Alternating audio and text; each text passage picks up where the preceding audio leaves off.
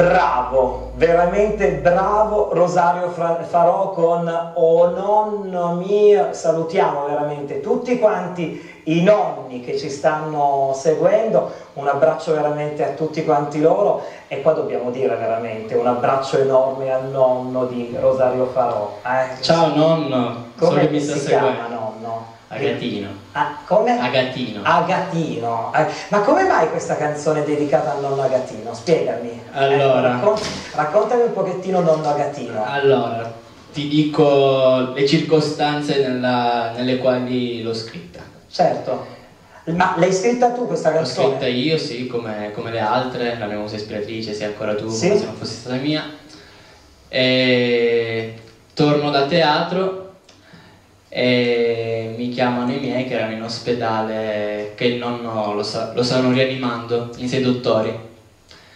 E la prima cosa, dato che io credo molto in Dio, la prima cosa che mi è venuta in mente è rivolgermi a lui, e infatti la canzone dice "ti prego Dio, aiutalo", no? Sì, esatto, è un po' una praticamente preghiera. è una preghiera, sì, infatti l'ho scritta in pochissimo tempo, sì? ed è proprio stata, le parole sono proprio uscite spontanee, per questo, anche se avevo altri progetti in mente a cui stavo dando la priorità, questa subito ho detto la devo fare. Io mi ricordo nonno quando ti accompagnava in passerelle e si emozionava persino ogni volta. Infatti, quando nonno ha sentito questa canzone fatta da te, io evito di metterla a casa perché ogni volta che la metto, ma nonno adesso tutti. Ci sta guardando, no? Sì, ci sta guardando, gli mando un grande bacio ai miei nonni e mando un bacio anche, come ho detto prima, a tutti i nonni che ci stanno seguendo.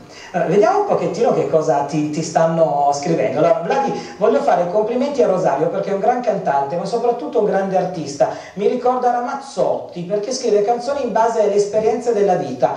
È un grande. Un abbraccio da Stefano Maneo DJ, scrive nel messaggio.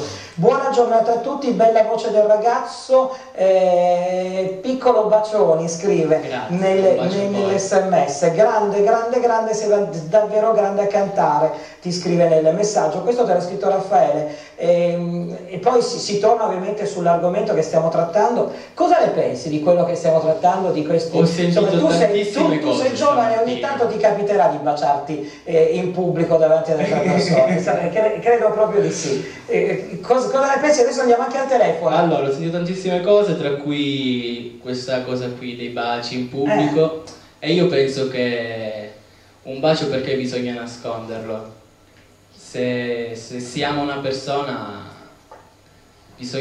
non bisogna aver paura di dimostrarlo a nessuno, quindi non penso che ci sia niente di male. Insomma, se il Rizzo vede della malizia in un bacio, chissà cosa vede in altro. Ecco, insomma, andiamo al telefono, pronto, buongiorno. Buongiorno Vladi, sono Angela. Buongiorno Angela. Ciao a tutti i tuoi ospiti e un bacione a Rosario perché io l'ho conosciuto prima di Passerella, se lei se lo ricorda. Sì, mi ricordo anche che ogni volta chiami mi fa tanto piacere. Insomma, ti è piaciuta? Hanno preso la linea adesso. Ti è piaciuta questa canzone dedicata? Il problema è come la canzone che aveva dedicato a sua mamma. Sì, è vero, avevo dedicato anche una canzone a mia mamma. Hai fatto anche il CD. Sì. È bellissima questa canzone del nonno. Preferisco sempre queste canzoni qua e non le altre che fa il pop. Allora mi segui sempre proprio, sei anche della canzone di pop. Che hanno da casa, Vladi? Cosa c'è, Rizzo? Cosa c'è? Che hanno da casa? Cosa c'è? Che cos'è che non va bene? Che gusti che hanno da casa, insomma. Perché che gusti che hanno da casa? Nel senso che, insomma... Allora, Rizzo, senz'altro bravo. Ti posso rispondere molto subito. Vendibile, cioè, ti posso rispondere subito. Sì. Da casa, a differenza tua, hanno un cuore. Ma cosa c'entra? Questa, secondo me, tu mi stai dicendo la canzone napoletana non mi piace. No. E io ti sto dicendo la canzone napoletana, secondo me, entra prima nel cuore delle persone. Dici? Ma guarda che è vero, insomma, è vero. Sì, però, allora, se il Rizzo è uno che non sopporta l'amore, il sentimento, la passione, i baci in pubblico e tutto il resto, non può capire nulla quella inerente a ciò che trasmette una canzone, a ciò che trasmette... No, questa canzone, adesso mi dispiace, ma è bellissima. Io ho visto Rosario, aveva le lacrime, sai. Il discorso è quello.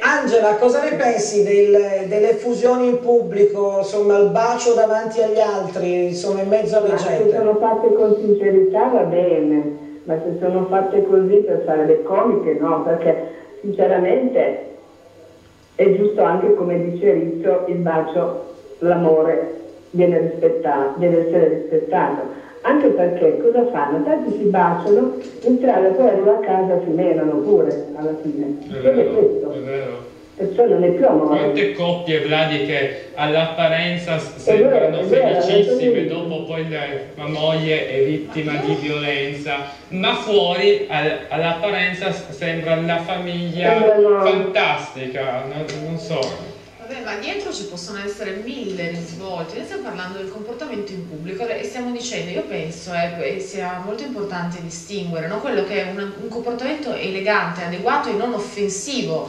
nei confronti di chi guarda, di chi vede, di chi è costretto a vedere, no? Perché poi se facciamo qualsiasi cosa in pubblico costringiamo qualcuno a guardarci, no? Prima si parlava di persone che non si lavano e via dicendo, no? Quindi qualcosa che dà fastidio, che crea un problema al prossimo. E un conto è avere dei comportamenti affettuosi o dei comportamenti che comunque hanno a che fare con l'amore, con l'affetto, con l'amicizia, con lo scambio di fusioni e che non siano offensivi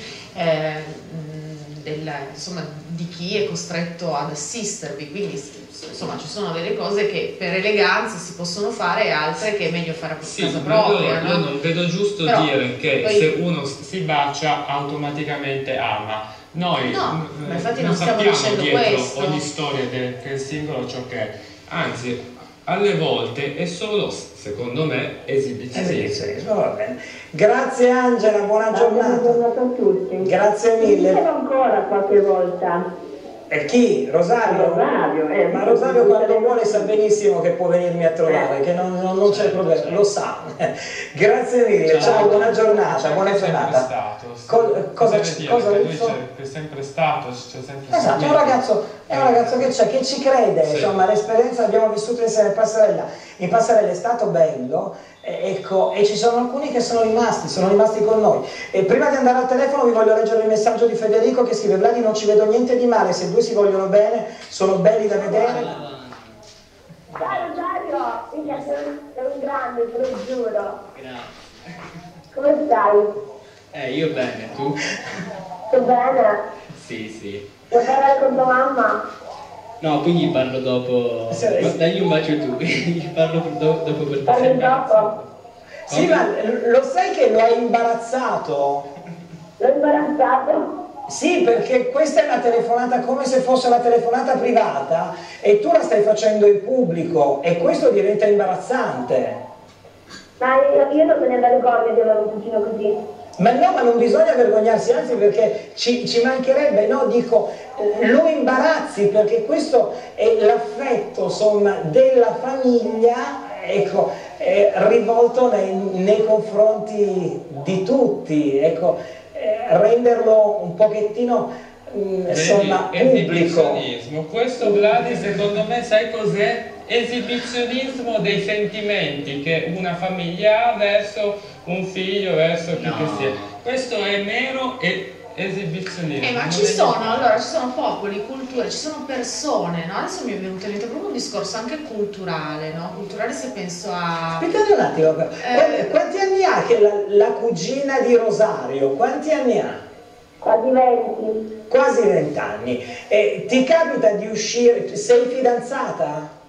Sì.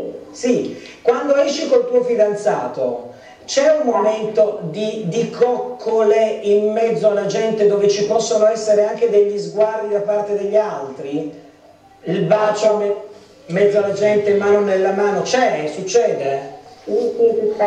Ecco, e tu in quel momento ti preoccupi che ci possano essere delle persone a cui dà fastidio, a cui potrebbe infastidire, ad alcuni far schifo, insomma, ti preoccupi di quello oppure no?